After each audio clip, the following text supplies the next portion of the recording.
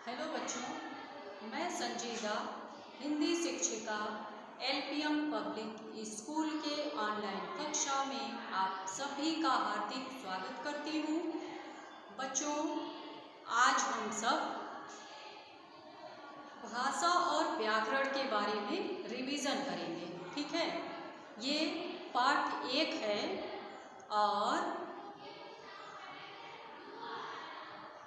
ये देखना है कि आप सबको कितना समझ में आया। ठीक है, चलिए बच्चों, आज की कक्षा का हम लोग आरंभ करते हैं। सबसे पहले बच्चों ये बताइए कि व्याकरण किसे कहते हैं। आप सभी ने अच्छे से पढ़ा है। चलिए, इसको एक बार समझाया जा रहा है, आप सभी समझने का प्रयास कीजिएगा। देखिए बच्चों,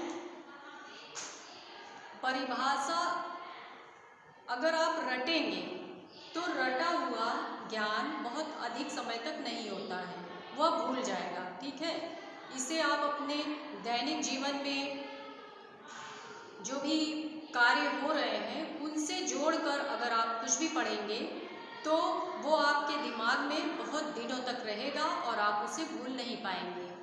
और हिंदी व्याकरण एक ऐसा विषय है जो कि आपके हमेशा काम आने वाली चीज़ें हैं। आप कितने भी बड़े हो जाएंगे, हिंदी व्याकरण अगर आपको समझ में आ रहा है तो आप उसे आप अच्छे से कर ले जाएंगे। ठीक है, चलिए बच्चों, हम लोग शुरू करते हैं।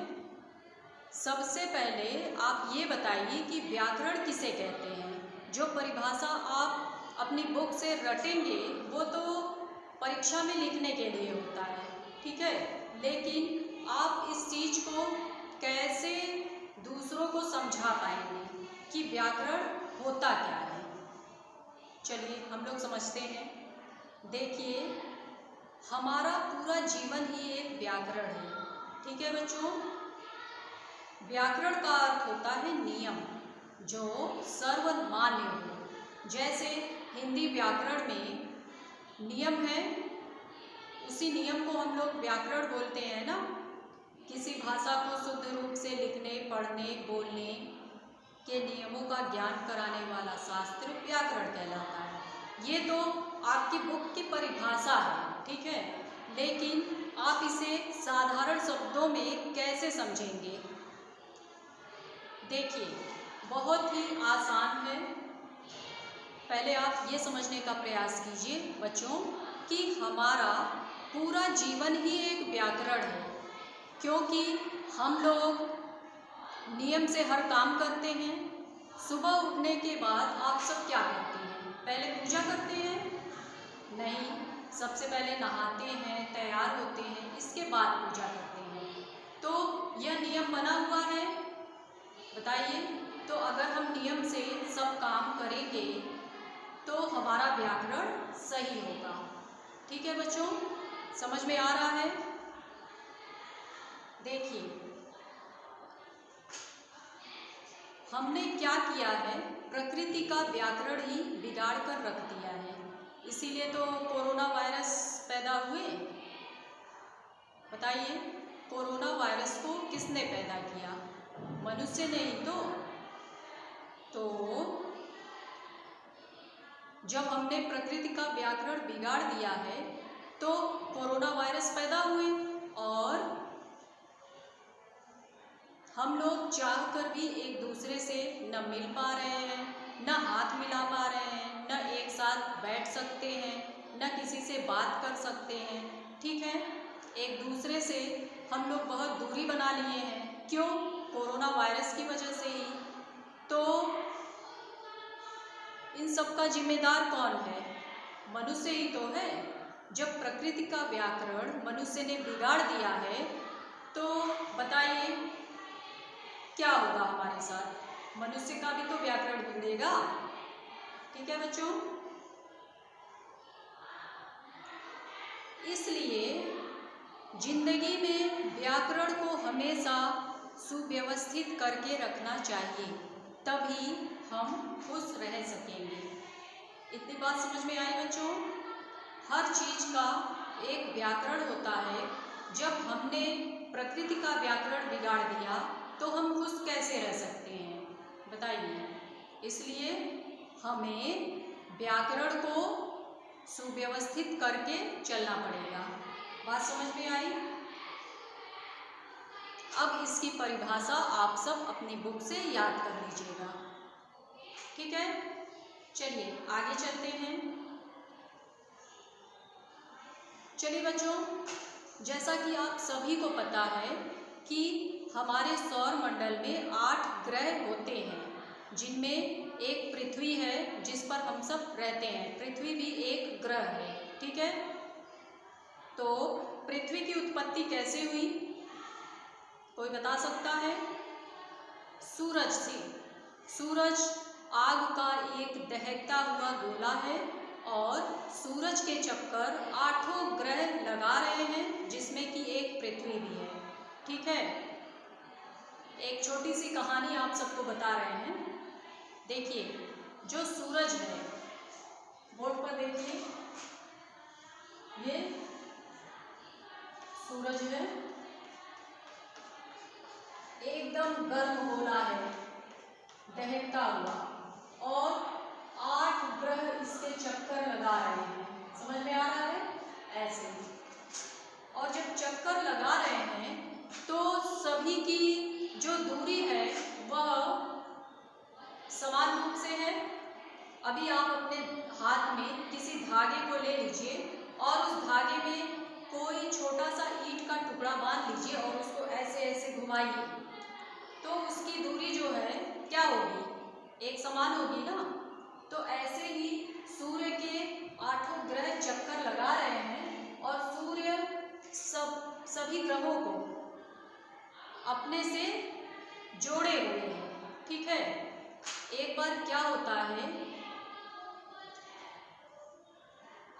एक ग्रह ऐसा आता है जिसकी गति बहुत ही तेज होती है, और मान लीजिए अगर हमसे कोई ताकतवर व्यक्ति है। अच्छा, आप सभी देखे होंगे कि जो पालतू कुत्ता होता है कितना मोटा होता है। अगर हम अपने घर में कुत्ता पाल लें, ठीक है, वह बहुत मोटा हो और बहुत मोटा होगा, तो अगर हम उसे खींचना चाहें तो क्या हम उसे खींच सकते हैं? नहीं, क्योंकि क्या? क्योंकि मनुष्य तो एक कमजोर प्राणी है, हमसे बलवान तो कुत्ता हुआ ना। अगर वो खींचेगा तो वो तो हम उसको क्या खींच पाएंगे, वो हम ही को खींच कर गिरा देगा, ठीक है बच्चों, ऐसे समझिए। तो सूर्य बहुत ताकतवर है और ये सभी ग्रहों को अपने से जोड़कर लेकर चल रहा है। सभी ग्रह सूर्य के चक्कर लगा रहे हैं और एक ग्रह, एक बार की बात है, एक ऐसा ग्रह आता है जो बहुत ही तेज गति से आता है, ठीक है। उसकी गति इतनी तेज होती है कि ऐसे घूमते हुए सूरज के एक टुकड़े को, ये गोल सूरज है, जब वो ग्रह घूम रहा है बहुत तेजी से, तो घूमते हुए सूरज के एक टुकड़े को यहाँ से खींचकर तोड़कर अलग कर देता है। और जब तोड़कर अलग करता है तो सूरज का ये जो दहकता हुआ गोला है, यह टूटकर एक भाग जब सूरज का टूटकर अलग हुआ यहाँ पर, तो उसी से क्या बना, वही हमारी पृथ्वी बनी, ठीक है। पृथ्वी की उत्पत्ति कैसे हुई? सूरज से। एक बहुत तेज गति से ग्रह आ रहा था और वो सूरज का चक्कर लगाते लगाते सूरज के एक भाग को तोड़कर उसने अलग कर दिया और वही सूरज का भाग जो है हमारी पृथ्वी बनी। और आपको पता है सूरज तो गर्म होता है, ठीक है। तो जब इसका एक टुकड़ा अलग होगा तो ये भी तो गर्म होगा, और जब यह पृथ्वी गर्म थी तो क्या हुआ, वाष्प बनकर ऊपर की ओर उड़ने लगी। जैसे पानी गर्म होता है तो जो वाष्प होता है वह ऊपर की ओर उड़ता है, ऐसे ही यह पृथ्वी गर्म थी तो भाप बनकर ऐसे ऊपर की ओर उड़ने लगी। और जब ऊपर की ओर उड़ने लगी तो इससे क्या बना, वाष्प बनकर ऊपर की ओर उड़ने लगी तो इससे हमारे क्या बने, बादल बने। ठीक है, बादल बने। और जब बादल बना तब क्या हुआ, वर्षा हुई। समझ में आ रहा है। सूरज से एक टुकड़ा जब टूटकर अलग हुआ तो पृथ्वी बनी और पृथ्वी इतनी गर्म थी कि वह वाष्प बनकर जब ऊपर की ओर उड़ी, वाष्प जब उड़ा तो वह बादल बना, फिर बादल बन के बारिश हुई। यह प्रक्रिया तब तक चलती रही जब तक कि पृथ्वी पूरी तरह से ठंडी नहीं हो गई। ठीक है, जब पृथ्वी की एक मोटी परत ठंडी हो गई तब क्या हुआ, देखिए यह पृथ्वी है। अब पृथ्वी ठंडी हो गई, सभी जीव जंतुओं के रहने लायक, तो इसका एक भाग क्या बना, हमारा समतल मैदान। समतल मैदान जिस पर कि हम सभी रहते हैं। और फिर नीचे कुछ गड्ढे बने। ठीक है, पृथ्वी जो अलग हुई टूटकर, उसका कुछ भाग समतल मैदान बना जिस पर हम सभी रहते हैं और कुछ भाग गड्ढे में बदल गए, कुछ भाग ऐसे ऊंचे नीचे हो गए। ठीक है, तो ये समतल मैदान, इस पर तो हम सभी रहते हैं और ये जो गड्ढे बने, ये गड्ढे क्या कहलाए, यही समुद्र, नदियां और तालाब कहलाए।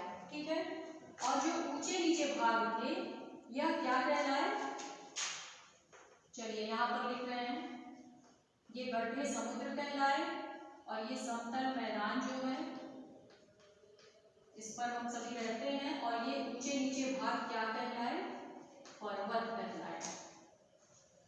इतनी कहानी समझ में आ गई बच्चों। फिर इतना काम जब हो गया तो पृथ्वी पर मानव का विकास कैसे हुआ, बताइए। सबसे पहले समुद्र में जीव जंतुओं ने जन्म लिया जो कि पानी में रहते हैं। तो पानी में रहने वाले बहुत सारे जीव जंतु हैं, लेकिन सबसे पहला जीव कौन सा है, मछली। सबसे पहले इस पानी में किसने जन्म लिया, मछली ने। मछली के बाद धीरे धीरे बहुत सारे जीव जंतुओं ने जन्म लिया। किसने, ये पानी और समतल मैदान। ठीक है, सबसे पहले समुद्र में मछली ने जन्म लिया, फिर दूसरे नंबर पर ऐसे जीव जंतुओं ने जन्म लिया जो कि पानी और समतल मैदान दोनों पर रह सकते हैं, जैसे मगरमच्छ। मगरमच्छ दोनों पर रह सकता है। ठीक है, इसके बाद तीसरे नंबर पर बच्चों किसने जन्म लिया, बंदर ने, जो कि हर जगह रह सकता है। ठीक है, पानी, समतल मैदान, पेड़ों, हर जगह बंदर तो आप सभी जानते हैं हर जगह कूदता रहता है। ठीक है, इसके बाद जब बंदर ने जन्म लिया तो उसके बाद क्या हुआ, आप सभी जानते हैं हमारे आदि मानव, हमारे जो पूर्वज थे, लोग कहते हैं ना कि वो बंदर थे। तो बंदर के बाद अंत में जन्म लिया मनुष्य ने। समझ में आ गया, मनुष्य ने। अब आइए अपने प्रकरण पर। इतनी कहानी आप सभी के समझ में आ गई। फिर देखिए, जब मनुष्य का जन्म हुआ तब क्या हुआ, मनुष्य को बहुत तेजी से भूख लगी तो वो भोजन की तलाश में कुछ आगे की ओर निकला। जब आगे की ओर गया, ठीक है, देखिए आगे की ओर गया तो उसने देखा कि अरे मेरे ही जैसा एक और आदमी है। ठीक है, जब मनुष्य का जन्म हुआ तो वह भोजन की तलाश में जब आगे बढ़ा तो उसने देखा कि अरे जैसा मैं हूँ वैसा ही यह भी व्यक्ति है, मेरे ही जैसा। तो अब इसके पास कोई भाषा तो थी नहीं कि वह उसे बुलाएगा। ठीक है, तो इसने क्या किया, संकेतों के माध्यम से इसे बुलाया। किसे बुलाया? इस व्यक्ति को। इस व्यक्ति ने संकेतों के माध्यम से इस व्यक्ति को बुलाया। कैसे बुलाया? संकेत, इशारे में बुलाया, ऐसे बुलाया, ए यहाँ आओ, यहाँ आओ। लेकिन यहाँ आओ तो बोलेगा नहीं, ए किया, फिर अपने हाथ को ऐसे किया। इसका मतलब कि सुनो, मेरे पास आओ, हम लोग मिलकर रहेंगे तो हमें कोई नुकसान नहीं पहुंचा पाएगा। ठीक है। तो जब इस व्यक्ति ने संकेतों के माध्यम से इसको बुलाया तो इसने भी इसकी बात सुनी, और इसके पास जब ये आया तो दोनों व्यक्ति मिलकर आपस में रहने लगे। क्योंकि मनुष्य संसार का सबसे कमजोर प्राणी माना जाता है। ठीक है। कोई भी पशु पक्षी उस पर हमला कर सकते हैं। तो जब इस प्रकार से सभी मनुष्य आपस में मिलजुल कर रहने लगे तो संकेतों के माध्यम से कब तक वो चलेंगे बताइए? जब कुछ दिन तक उन्होंने इशारे से बात किया संकेतों के माध्यम से, तो पहली भाषा हमारी निकल कर आई सांकेतिक भाषा। फिर उन्होंने सोचा कि केवल इशारे से बात नहीं होगी, हमें कुछ बोलना भी चाहिए। तो इस प्रकार उन लोगों ने जब आपस में बोलना शुरू किया तो उसे मौखिक भाषा का नाम दिया गया। ठीक है। मौखिक भाषा आप सभी जानते हैं, मुख से बोलकर अपने विचारों को प्रकट करना। इसके बाद जब मौखिक भाषा का विकास हो गया तो उन्होंने सोचा कि अब लिखने की आवश्यकता है। ठीक है। केवल मौखिक भाषा से ही काम नहीं चलेगा, अब हम इसे लिखें कैसे, तो इस बारे में उन्होंने सोचा। तो इस प्रकार से लिखित भाषा का विकास हुआ। तो अब आप कहानी को समझ गए होंगे। सबसे पहले सांकेतिक भाषा का जन्म हुआ, इसके बाद मौखिक भाषा,